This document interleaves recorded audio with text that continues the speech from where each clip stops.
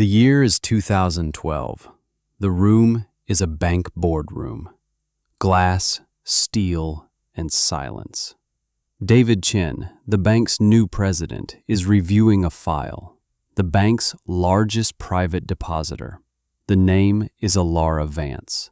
The number next to the name makes him pause. He reads it again. 7 figures. Liquid. He scrolls through her file history. Mostly just deposits, large ones, year after year. Then he sees it. A scanned document from 1982, a loan application, for $50,000. The status is stamped in red ink, denied. At the bottom, there is a handwritten note. From the loan officer at the time, a man named Frank Miller. David leans closer to his screen. The note reads, "Applicant has passion, good family, but 80 acres of marginal land is a hobby, not a viable commercial enterprise. Recommending denial to prevent future hardship for the young woman." David Chen goes still. He looks at the current balance again, $2.7 million. He looks back at the note on the screen. A hobby. The word hangs in the air-conditioned silence. A hobby that had become the financial bedrock of his institution. A hobby that had, a decade earlier, saved this very bank. He felt a gap open up in the room. A chasm between the kindness of that note and the power of that number. A story he did not know. A story he needed to understand. This channel is about those gaps. We tell the stories of people who were told no. The ones who were written off, the ones who were dismissed with kindness, the ones who spent a lifetime quietly proving the world wrong. If you believe those stories matter, subscribe, because the story of Elara Vance is not just about money. It's about what happens when someone tries to protect you from your own potential, and what it takes to disprove them. Let's go back to March of 1982. The economy was a fist, squeezing the life out of family farms. Interest rates were a fever. Corn prices were in the basement. Elara Vance knew this squeeze firsthand. Her family's 640-acre farm had been sold off 3 years before, auctioned on the courthouse steps. First the equipment, the John Deere 4440, her father's pride, gone. The Gleaner combine, gone.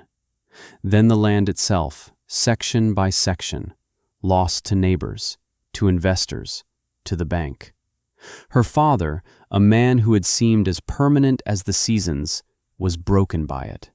He still worked, but the light in his eyes was gone. Elara was 24 years old. She had a horticulture degree from the State University. She had hands that knew the ache of real work. And she had a deed to 80 acres. Land her grandmother had left to her, and only her. It wasn't prime land. It was hilly, the soil thin and rocky in places. The kind of land people called the goat pasture. It had not been farmed seriously in 50 years, but it was hers, free and clear. The only piece of the family legacy the bankers couldn't touch. She had an idea. For the time, it was a radical one. High-density orchards, apples and peaches, grown on dwarfing rootstock, trellised like grapevines. It was a system they were trying in Washington, in New Zealand, not here, not in the heart of corn and soy country. The plan required capital, a well, a pump, miles of irrigation lines, thousands of young trees, thousands of trellis posts, and miles of wire. She drew up the plans herself, a 10-year projection, a detailed budget, soil tests she'd paid for with her savings. She put on her only good dress, a simple blue one. She drove her father's rusty Ford pickup into town. She walked into the First National Bank of Mercer County, the same bank that held the ghosts of her family's notes. She was there to ask for a loan. She was there to see a man named Frank Miller. Frank Miller's office was paneled in dark wood. It smelled of coffee and responsibility. A picture of his wife and 2 sons sat on the corner of his desk.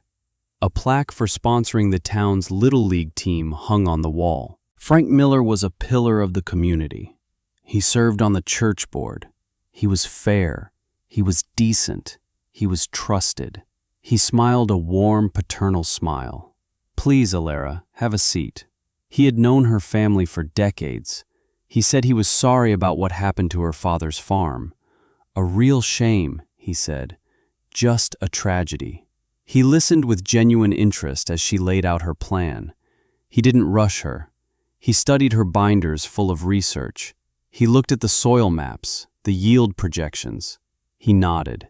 He asked intelligent questions about chilling hours for the peaches, about fire blight resistance in the apple varieties she'd chosen, about the market for fresh fruit versus processed juice. For 20 solid minutes, he took her seriously. Alara felt a small, dangerous flicker of hope. Finally, he leaned back in his creaking leather chair. He steepled his fingers under his chin. "Alara," he said, his voice soft, "this is a very, very impressive proposal. Truly. One of the best I've seen from someone your age. You've done your homework." He paused. It was a long, thoughtful pause, the kind of pause that precedes a kindness, or a killing blow. "But I cannot give you this loan." The hope inside her didn't just flicker, it was extinguished. It wasn't his words that hurt, it was the genuine concern in his eyes. "I've been an agricultural lender in this county for 30 years, he said. "My own father lost his farm in the Depression, in '36. I know what it looks like when good people with good ideas get in over their heads." He gestured to her meticulously prepared binders. "This is a beautiful dream, a wonderful dream. But these 80 acres, it's marginal land at best. The upfront investment is simply too high. The return on that investment is a decade away, if it comes at all." He leaned forward, his voice dropping. "You'll have one bad frost in May, one summer drought that this soil can't handle, one bad outbreak of scab or blight, and you will be wiped out. You will lose this land, Alara. You'll lose the last piece of land your family has left. I am not going to be the man who signs the paper that lets that happen. I will not do that to your father's daughter." He saw it as an act of protection, an act of mercy. He slid her binder back across the polished desk. "My advice?" he said, his tone gentle, avuncular. "Sell the land. A developer would probably give you 30, maybe 40,000 for it. It's a nice spot for a few houses. Put that money in a certificate of deposit. Get a good, steady job in town. You're a smart young woman. Don't chain yourself to this heartbreak. This," he tapped her binder with his finger, "this is a hobby. A wonderful hobby, but it is not a business." He stood up then, signaling the meeting was over. He smiled that same warm, decent smile. He truly believed he had just saved her. He had no idea what he had just unleashed. She did not argue. She did not raise her voice. She certainly did not cry. She just nodded. "Thank you for your time, Mr. Miller." She gathered her binder and walked out into the afternoon sun. The blue dress felt like a foolish costume. She drove the 10 miles back to the farm. The binder sat on the passenger seat. A $50,000 dream denied. Her father was in the machine shed. He was trying to weld a cracked frame on an old disc harrow. His knuckles were raw and black with grease. He looked up when she walked in. He saw her face. He shut off the welder. He didn't have to ask what happened. She told him anyway.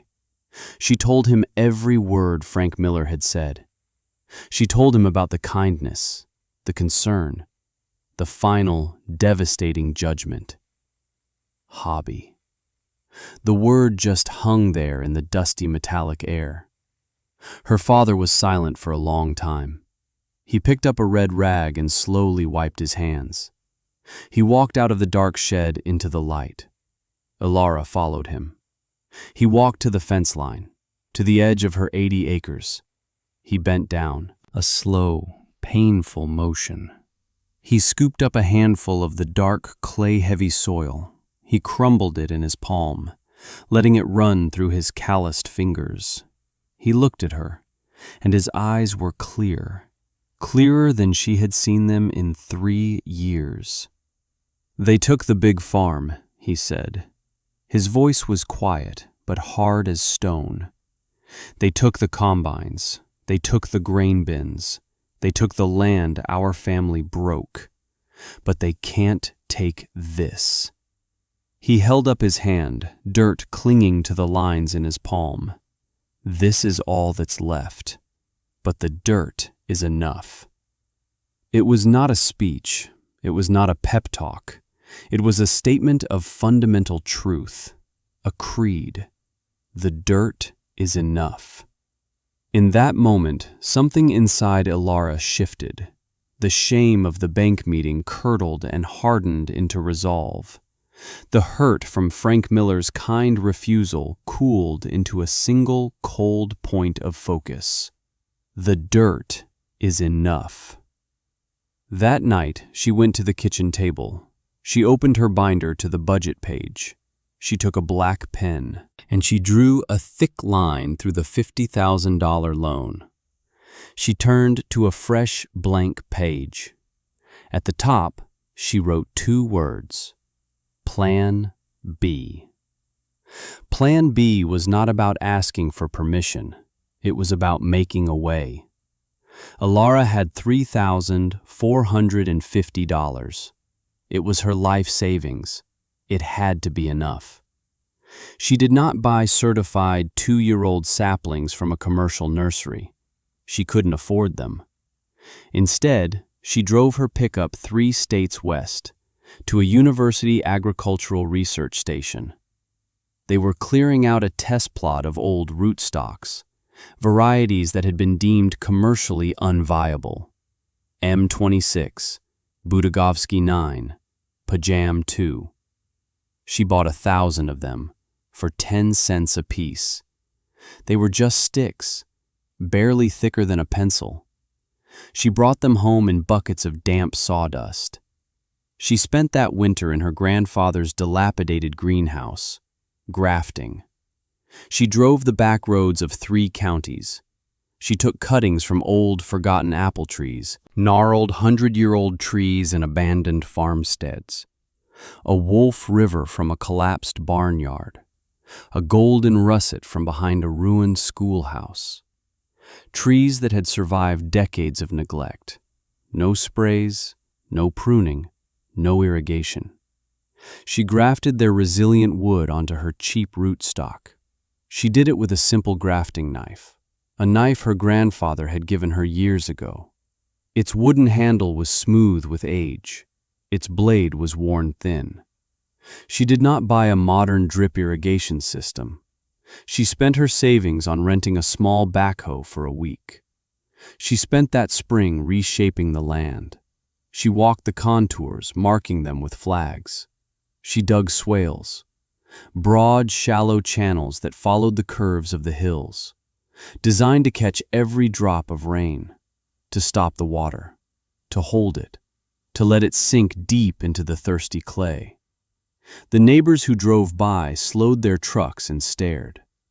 That Vance girl, digging ditches on a perfectly good hill. At the lowest points on the property, she dug 3 small ponds. She didn't buy plastic liners. She used the clay she had excavated.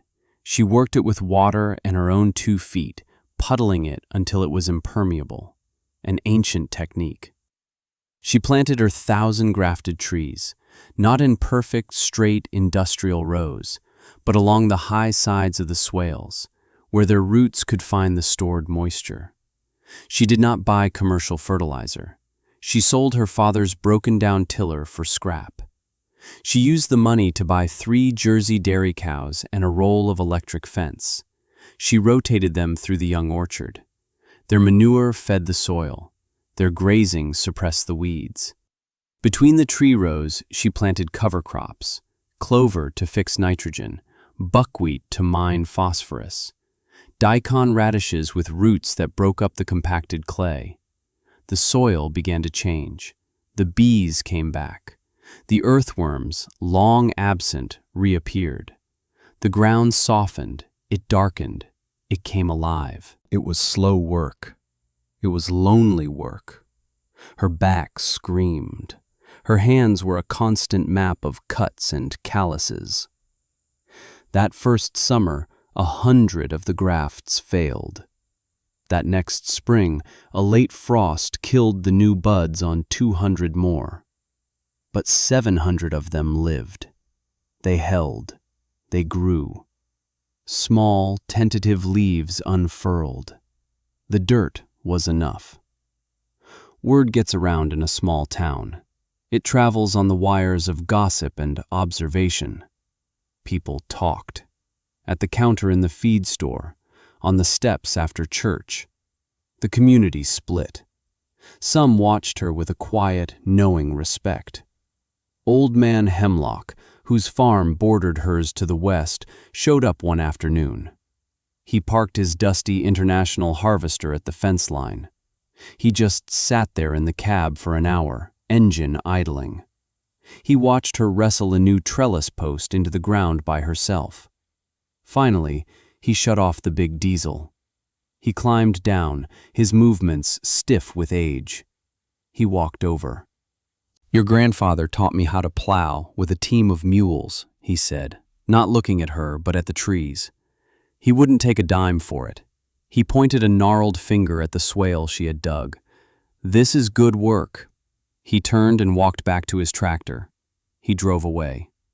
The next morning, a nearly new gas-powered post-hole digger was sitting by her gate. There was no note. Others were not so generous. They were the voices of convention, of certainty. At the co-op, she heard them whispering as she walked by. "That Vance girl, still playing in the dirt, thinks she's better than us with her college ideas. She'll be flat broke in a year, mark my words." One man, a prominent farmer who had bought a piece of her father's old land at the auction, confronted her by the bags of seed corn. "You're making the rest of us look bad," he said. His tone wasn't angry. It was concerned. "Your field of weeds is going to blow into my clean-tilled soybeans. Those crazy ditches of yours are going to wash out the county road in the next big rain." He was not a bad man. He was just certain. Certain in the way Frank Miller had been certain. He was certain he knew the right way to farm, and this was not it.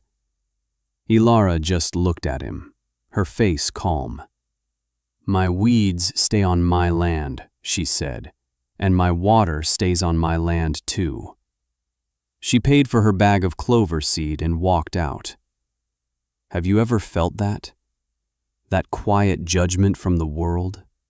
When you are trying to build something new, something different, the world divides itself into the people who quietly leave you a tool at the gate and the people who loudly tell you you're doing it all wrong.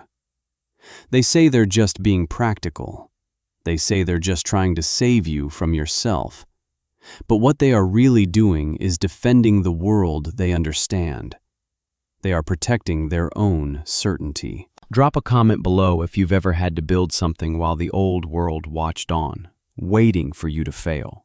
Because what Ilara Vance did next wasn't just about growing apples. It was about proving that a different reality was possible all along. The story of the next 20 years is not a story of drama. It is a story of numbers, of quiet, relentless accumulation, the steady drumbeat of work, the patient rhythm of the seasons. 1987, the first real harvest. It was not much, just 200 bushels. She sold them from the back of her pickup at a farmer's market in the city. Her apples looked strange to people. They weren't the perfect, waxy, uniform red orbs from the grocery store. They were russeted, bumpy, oddly shaped, but they had a flavor that people had forgotten apples could have. People came back the next week. They asked for the lady with the funny-looking apples. She sold every single one. 1989. The harvest doubled, 400 bushels. She used the profits to buy a better used truck, a 3/4-ton Chevy C10. She paid for it in cash. 1992. The harvest hit 1,000 bushels. Her trees were maturing. The swales and ponds were working. While her neighbor's corn wilted in a dry August, her orchard was a deep, cool green.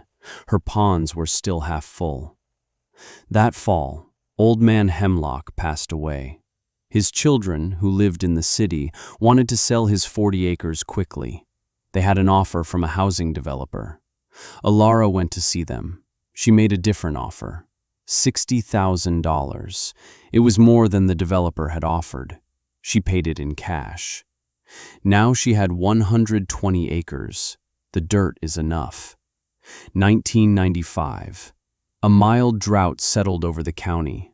Corn yields were down 20%. Her orchard thrived.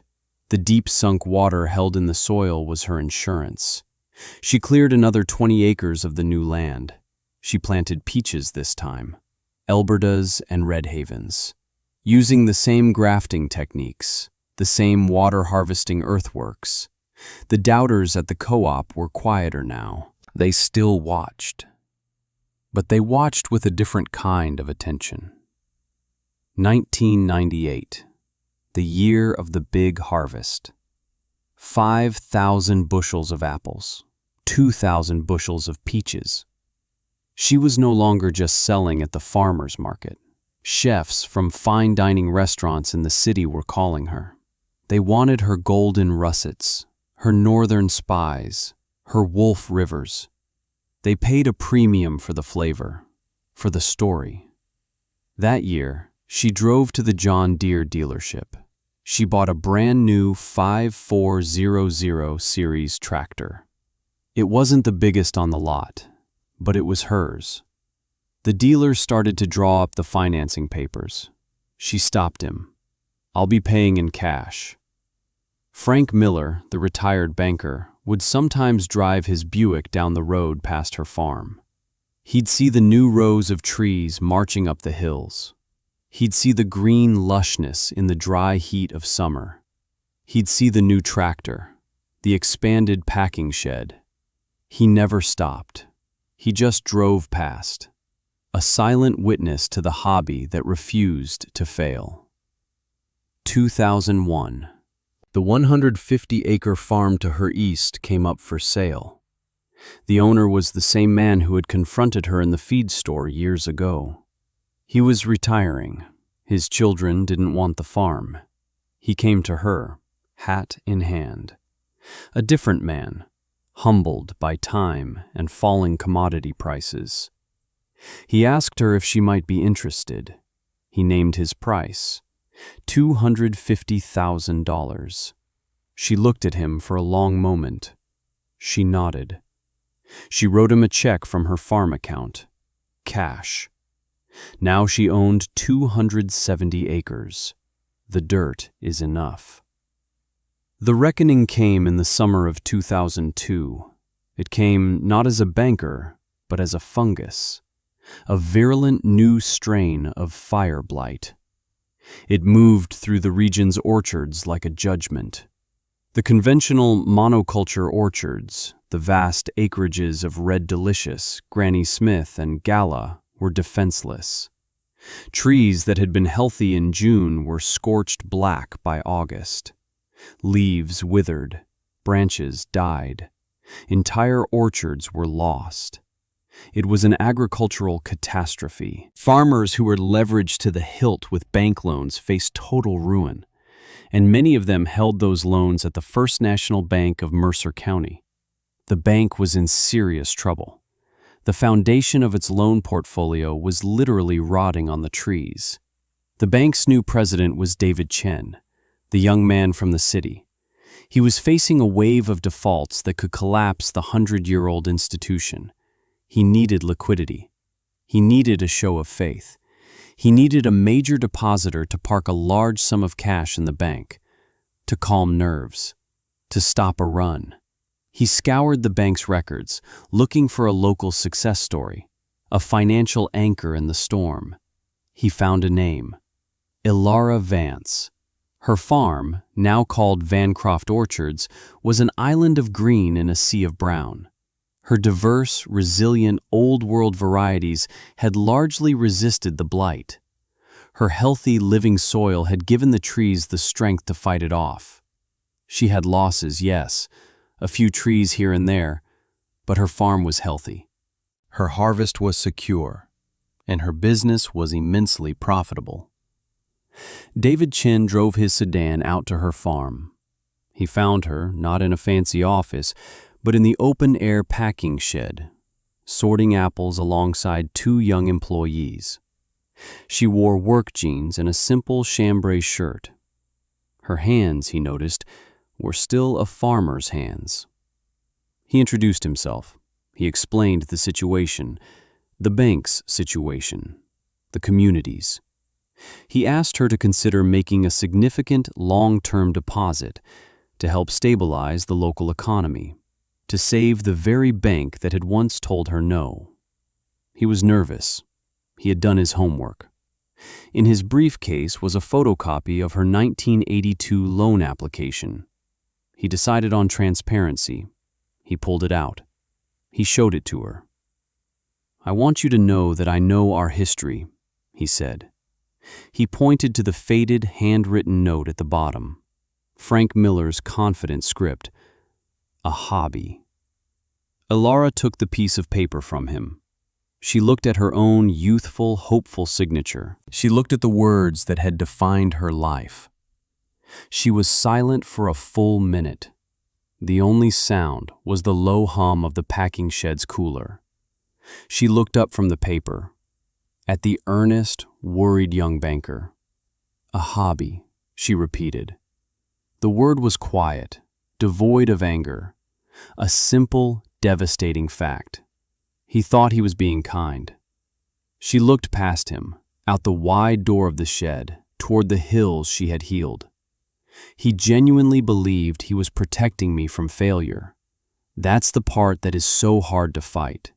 Not cruelty, not malice, but the sincere, well-intentioned certainty of a good man who is wrong.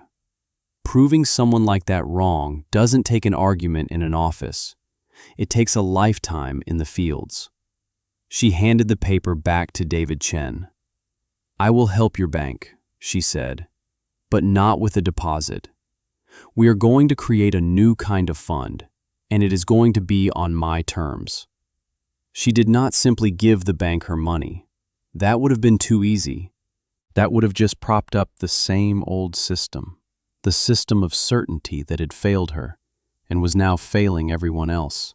Instead, she created something new. The Mercer County Agricultural Innovation Fund. She capitalized it herself, with $2 million, cash. The fund was administered by the bank, giving it stability. But its lending decisions were not made by bankers in suits. They were made by a 3-person board: Ilara Vance, a soil scientist from the State University, and a retired farmer who practiced holistic grazing. The fund did not give out large loans for more land or bigger equipment. It gave out microloans, $5,000, $10,000, $25,000, for ideas, for the hobbies. A loan for a young woman who wanted to build hoop houses for year-round salad greens. A loan for a young family that wanted to raise pastured turkeys. A loan for an established farmer who wanted to convert 100 acres from corn to perennial hazelnuts. The loan applications were not judged on credit scores or collateral. They were judged on the health of the applicant's soil plan, on the resilience of their business model, on the fire in their eyes. It was a fund for the people who would be told no by a man like Frank Miller. Over the next 15 years, that fund quietly transformed the agricultural landscape of the county. It launched dozens of small, profitable, resilient farms. It brought young people back to the land. It made the local food system stronger, more diverse, and more secure. Frank Miller passed away in 2008. His obituary in the local paper praised him as a pillar of the community, a kind man who helped countless people and protected them from risk. Alara went to his funeral. She sat in a pew at the back of the church. She listened to the stories of his decency, his generosity, and she knew they were all true. He was a good man, and his goodness, his certainty, had cost her. It had cost her years. It had forced her down a harder, lonelier road. But it had also given her something priceless. It had given her a resolve that could not be broken. It had forced her to innovate, to be self-sufficient. It had forced her to trust the dirt, not the dollar. Today, if you visit Vancroft Orchards, Alara is no longer in the fields every day. Her son now manages the operation. He's expanding into hard cider. You will find Alara in a small, sunlit office in a converted barn. On the wall behind her desk, mounted on a piece of weathered cherry wood, is a small, simple knife. A grafting knife. Its blade is worn thin and curved from 1,000 cuts, from 1,000 moments of creating something new from what was discarded. It is the knife her grandfather gave her. It is the tool she used to build an empire from sticks. Sometimes, a young farmer, nervous and hopeful, their application for the Innovation Fund in hand, will ask her about that knife. She will take it down from the wall. She'll let them feel the smooth, worn handle. The story isn't about the money, she tells them. It's not even about the land. It's about this. It's about knowing that when all the doors are closed, you can still make your own way, with just your hands and a blade, and the belief that the dirt is enough. The most dangerous limitation is not the one imposed by an enemy. It is the one imposed by a friend, by a good person who genuinely believes they are protecting you. That quiet, kind, confident no. It is more damaging than hostility, because you cannot fight it with anger. You can only disprove it, with decades of work, with calloused hands, with a stubborn belief in the soil beneath your feet. Right now, somewhere in this world, a young person with a brilliant idea is sitting across a desk from a good person who is about to say no. They are about to be told their dream is a hobby, that their plan is too risky, that they should be sensible. This story is for them. If this story meant something to you, if you believe in the power of disproving the doubters, subscribe to this channel. Leave a comment and tell us about a time you had to find your own plan B. And share this story with someone who needs to be reminded that the dirt is enough, that they are enough.